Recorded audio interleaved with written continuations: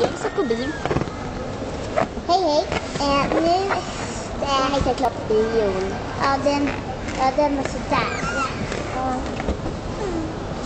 Det var inte såhär världens bästa film. Vi vill ju hellre se på ett klipp. Men fanns här bara. Sen så enskilda platser, så här 3 stycken.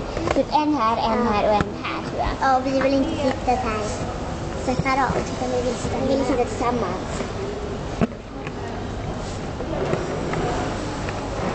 Ja, jag vet inte. Nu ska vi åka hem snart. Ja, eller vi ska ta bussen typ klockan 6 eller när den går. Jag vet inte vilken tid. Om vi ska till tåget till Åkerkina så måste vi ta buss. Ja. Det är så är det precis. Men Ja, och vi tar bussen går tid så kan vi ringa.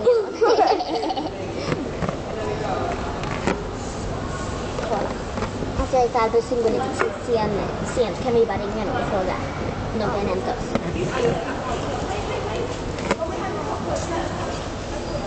ja, och vad mycket jag fick.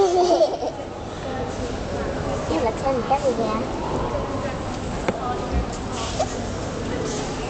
Jaha, vad ska vi prata om nu då? Hej. Nej men vad fan var det vi gick om då? Jag skojar. Vad kul. Är jag en smia? Kan jag säga hej till dem?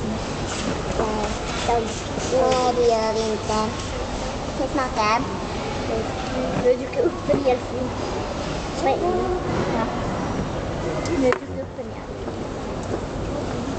Men jag är vanlig. Och så blir det lite det tar. Kolla min ballong. Alltså jag hade 200 kronor.